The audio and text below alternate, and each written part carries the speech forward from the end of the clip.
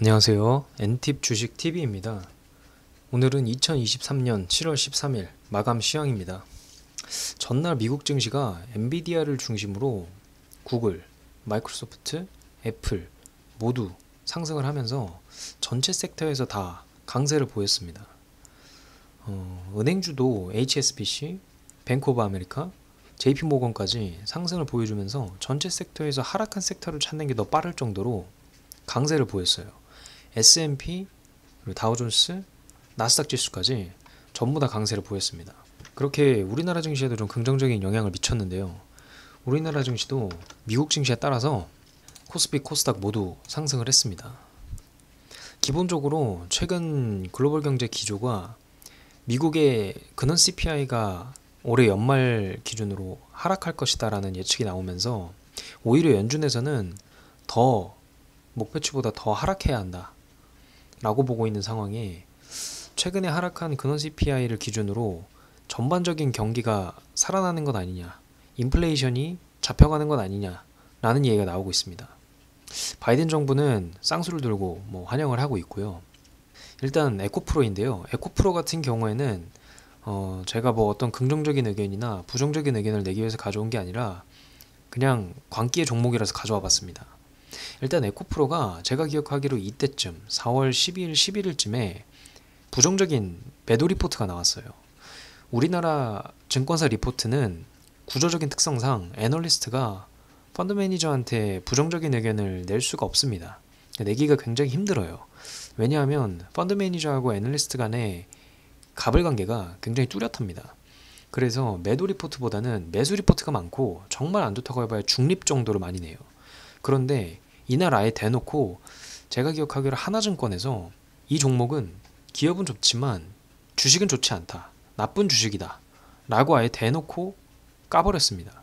그런데 그 리포트를 맞고 바로 하락이 나왔지만 이게 하락 추세의 시작이 아니라 오히려 조정이 되고 100만원을 뚫어버렸어요. 흔히 말하는 황제주에 등극을 한 거죠.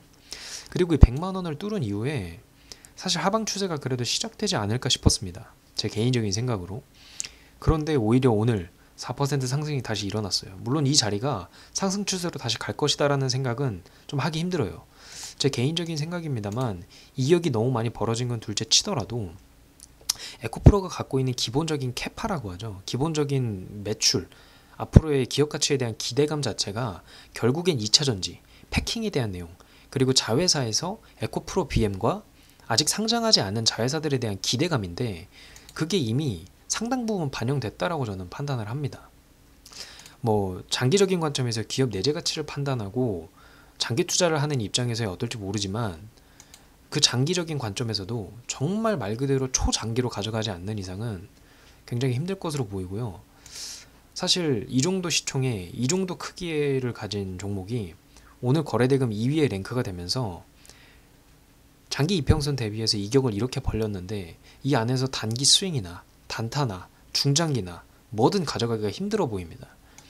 제 기준에서는 지금 에코프로 자리가 롱이든 숏이든 어느 자리든 보기 힘든 거라고 저는 판단을 해서 그냥 이 종목은 광기다, 그냥 미쳤다 하고 놔주고 저는 그냥 안 볼 겁니다. 제가 생각하는 에코프로는 굳이 이 종목을 지금 해야 하나? 라는 생각이 드는 종목이에요. 그럼 본격적으로 오늘 주도주에 대해서 좀 보도록 하겠습니다. 오늘 에코프로비엠을 제외하고 주도주 포스코 DX인데요. 거래대금이 1위로 터져주면서 2차전지 관련주로 주도주가 돼줬습니다. 일단 포스코 DX 같은 경우에도 이격이 너무 많이 벌어졌고 시총도 큰 종목이라서 이렇게 시총 큰 종목이 가파르게 각도를 세우면서 거래대금도 터져주고 상승을 하는 게 그렇게 좋은 그림은 아니에요. 마찬가지로 중장기나 단기 스윙을 가져가기에 적합한 자리는 아닙니다. 다만 현재 자리에서 조금 더 하락을 한 후에 한 7에서 한 10% 정도 떨어진 후에 그 이후에 고점 재탈환이나 아니면 단기적으로 상승을 노려보거나 아니면 아예 길게 보고 조금씩 모아가는 자리라면 모르겠는데 그것도 상당히 좀 리스크가 있어 보입니다. 워낙 이격이 많이 벌어졌기 때문에 지금 자리는 흔히 말하는 고수의 영역이 아닐까 싶고요. 이런 대형주들은 장중에 단타하는 것도 좀 녹록지 않습니다. 기본적으로 대형주는 호가창의 스프레드, 그러니까 단가와 단가 사이에 간격이 넓지가 않아요. 물량이 많이 쌓여있다는 얘기죠. 그건 장점이 될 수도 있고 단점이 될 수도 있는데, 기본적으로 자금이 큰 경우에는 많은 자금을 한 번에 굴리기 위해서 대형주를 단타 치는 경우도 많습니다. 그런데 잘못했다가 대형주를 단타 치기 위해서 거래대금을 늘렸다가 이런 자리에 한 번 걸리면 그냥 순식간에 무너지는 겁니다. 사실 이게 얼마 안 돼 보이지만 퍼센테이지도 3.8%, 4%밖에 되지 않아요. 4%라는 금액이 어느 정도가 될지는 본인의 거래대금에 따라 달렸습니다. 그런데 말씀드린 것처럼 이런 대형주는 거래대금이 거의 무한적으로 들어가요. 그런데 거기다가 뭐 미수까지 쓴다. 단타를 하는 분들 대부분이 미수를 사용하는 분들이 많은데 뭐 말 그대로 아작나는 거죠. 그런데 다행히 반등을 해서 올라주면 좋겠지만 이런 식으로 고점에 물려서 무너지는 경우도 정말 태반입니다. 그러니까 이렇게 큰 시총을 가진 종목이 변동폭을 이런 식으로 고점 대비해서 7% 가까이 빠져버리고 고점 대비해서 4% 가까이 빠져버리고 이런 흐름을 나타내면 사실 장중에 단타 매매하는 게 그렇게 쉽지는 않아요. 고수분들이야 할 수 있겠지만 정말 큰 내 전재산이 들어가 왔다 갔다 하는 상황에서 이걸 강심장으로 버텨낸다라는 게 참 쉽지가 않을 겁니다. 어쨌든 포스코 DX 같은 경우에는 말씀드린 것처럼 단기 스윙이나 중장기, 단타의 관점에서 모두 어려운 자리지만 굳이 생각을 한다면 지금 자리보다 조금 더 빠진 이후에 단기 스윙, 조금 더 길게 가져가는, 모아가는 그런 자리라고 생각하는 게 좋을 것 같습니다. 다음에는 이제 딥노이드인데요. 딥노이드 같은 경우에는 엔비디아 관련주로 묶였습니다. 사실 엔비디아 관련주가 지금 크게 AI하고 반도체 이렇게 크게 두 가지로 묶이는데요. 엔비디아 같은 경우에 최근에 뭐 ARM 상장과 관련해서 앵커 투자로 나선다. 그렇게 해서 ARM이 IPO 흥행 요소로 AI 열풍을 불러일으킨다. 뭐 ARM이 AI 관련주로 묶일 수 있다. 이런 얘기들이 나왔어요. 엔비디아가 아까 말씀드렸던 것처럼 최근에 시장 주도주로 많은 상승을 이뤄냈습니다. 그래서 엔비디아 관련된 종목 중에서 AI 그리고 반도체와 관련된 종목들이 최근의 흐름을 좀 좋게 나타내는 모습이에요. 딥노이드도 크게 보면 엔비디아 관련주지만 깊게 보면 AI 관련주입니다.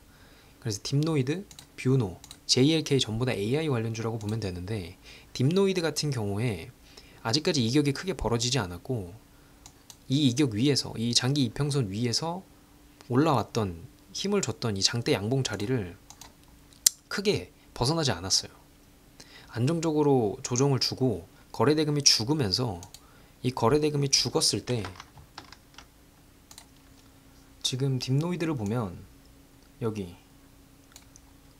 상승 이후에 하락하면서 거래량이 죽고 다시 바닥 다지고 상승하는데 거래대금이 다시 터졌죠.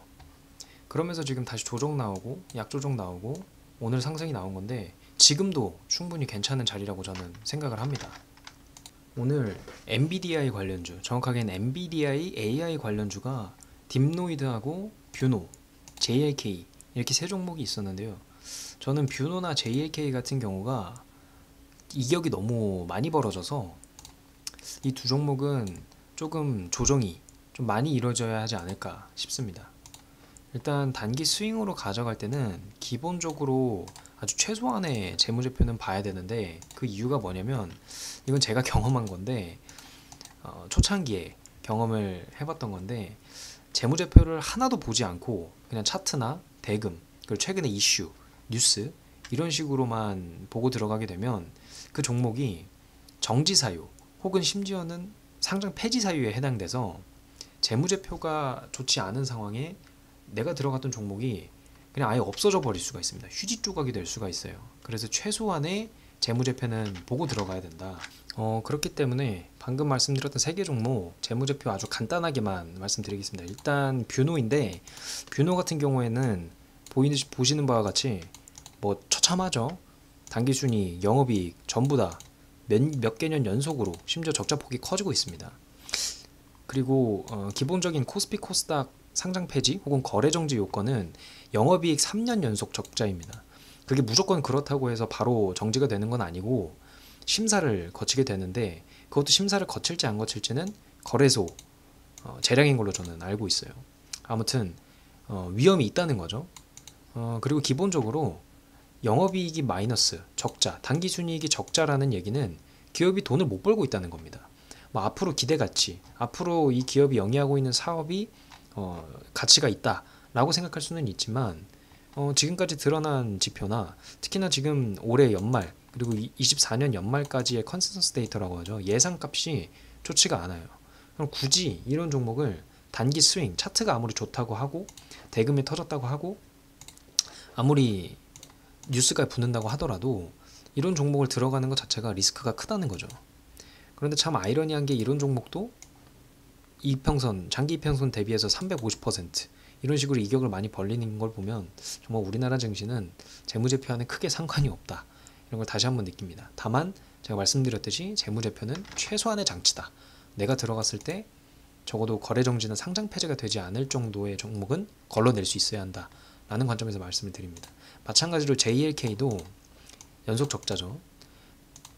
딥노이드가 제일 괜찮다고 말씀드렸는데 차트상, 대금상 뉴스도 붙었고 그런데 딥노이드도 마찬가지로 영업이익이 단기순이익이 연속 적자입니다. 따라서 오늘 AI 관련주들은 굳이 무리해서 여러분들의 자금을 투입할 필요는 없어 보여요. 그리고 다음으로는 반도체 관련주로 태성입니다. 일단 오늘 반도체 관련주 대장주는 한미반도체예요. 한미반도체 시가총액이 3조 가량 되고 일단은 이격이 많이 벌어졌지만 시총이 큰 종목이 뉴스를 받고 최근에 글로벌 경기와도 스탠스를 같이 맞춰서 상한가까지 올라갔다는 건 분명히 좋은 상황입니다. 거기다가 대금도 역대급으로 많이 터져줬고 충분히 상승 여력이 있다 이렇게 판단을 하는데 지금 이격 자체가 너무 벌어졌고 가격이 너무 높아요. 그렇다고 내일 시가에 갭이 뜰 텐데 안 뜰 수도 있지만 거의 높은 확률로 뜨겠죠. 그 갭이 떴을 때 무작정 따라 들어가는 것도 굉장히 위험합니다.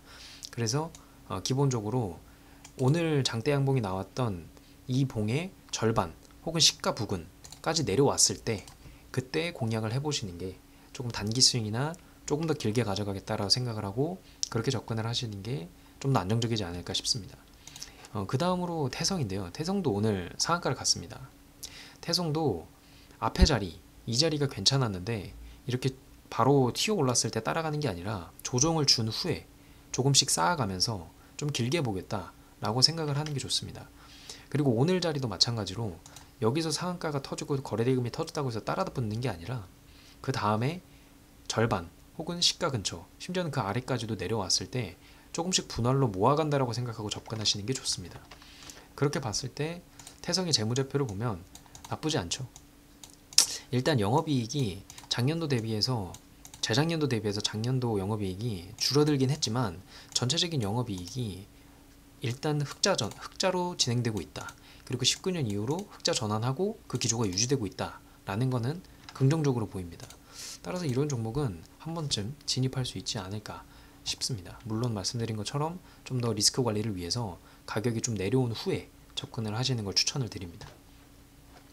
뭐 제 채널 자체가 어떤 종목을 특정 종목을 추천하고 그 종목에 대해서 뭔가 매집을 유도하고 이런 채널이 아니라서 좀 곡해해서 듣지 않으시길 바랍니다. 이 종목이 무조건 뭐 간다, 가지 않는다 이런 얘기를 하는 게 아니라 제 관점에서 조금 긍정적으로 볼 수 있는 부분이 있지 않나 이렇게 생각을 하는 것 뿐이지 이 종목이 갈지 안 갈지는 저도 100% 확신할 수는 없습니다. 그 다음 종목이 제우스인데요. 제우스도 오늘 반도체, 엔비디아의 반도체와 관련해서 큰 폭의 상승을 보여줬고 전체적인 흐름 자체가 거래대금 터져주고 장대 한봉을 뽑아주는 게 오늘 움직였던 상승했던 종목들과 비슷한 흐름으로 움직였어요. 제우스도 마찬가지로 이 흐름에서 절반 혹은 시가 아니면 장기 이평선 근처까지 길게 보겠다라고 생각을 하고 모아갈 수도 있겠습니다. 제너셈도 마찬가지로 반도체 관련주인데 제너셈은 워낙 거래대금 자체도 적게 터지고 이격은 많이 벌어져서 이런 종목은 정말 위험하거든요. 그래서 기본적으로 들어갈 수 있는 대금 자체를 적게 잡으신 후에 그 안에서도 분할 매집을 하는 게 좋지 않을까 생각을 합니다. 다음 BHI 원전인데요. BHI는 원전 관련해서 오늘 거래대금이 터져주면서 상한가를 가졌습니다. 일단 이평선과의 거리가 짧기 때문에 이 점은 굉장히 긍정적이에요. 다만 역시나 마찬가지로 워낙 강하게 움직였기 때문에 이 높은 가격에서 따라붙는 건 좀 리스크가 있습니다. 마찬가지로 조정을 한 후에 바라보는 게 좀 더 바람직하지 않나 싶고요. 앞에서 말씀드렸던 포스코 DX 같은 경우에도 워낙 이격이 많이 벌어져서 조정을 한 후에 한 번쯤 지켜보는 게 좋지 않을까 싶습니다. 오늘 일단 전체적으로 주도 섹터를 보면 AI, 그리고 반도체, 그리고 원전, 그리고 2차 전지 이렇게 크게 분류가 되는데요. 제가 한 가지 더 관심을 가져볼 만한 섹터라고 생각을 하는 거는 셀트리온입니다. 셀트리온 3사가 합병 이슈가 있음에도 불구하고 그렇게 가격이 많이 오르지 않았어요. 지난달부터 오늘 지금 이 시점까지 셀트리온 제약이 오늘 같은 경우에 10%가량 올랐죠. 10%가량 상승을 했는데 사실 최근의 흐름이 그렇게 막 폭발적인 상승은 아니었습니다.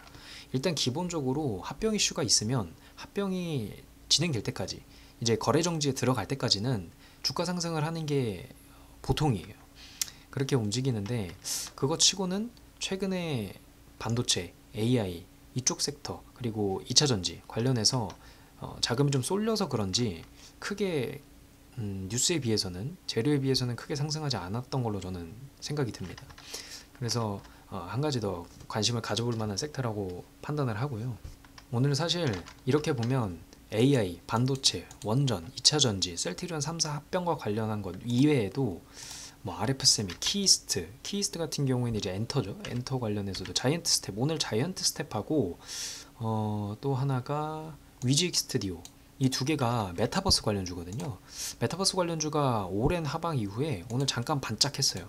보통 이렇게 장기 입변선 뚫고 내려가서 몇 번의 파동으로 무너진 이후에 한 번 뉴스 띄우고 흔히 말하는 이런 대금 터지고 상승이 나오는 바닥에서의 상승 자리, 이런 자리는 뭐 바로 이렇게 급등하는 건 힘들지만 장기적으로 봤을 때 이 자리에서 뭐 매집을 한다든지 혹은 추가 하락 이후에 다시 상승을 한다든지 이런 식의 그림을 그려주는 경향이 있습니다.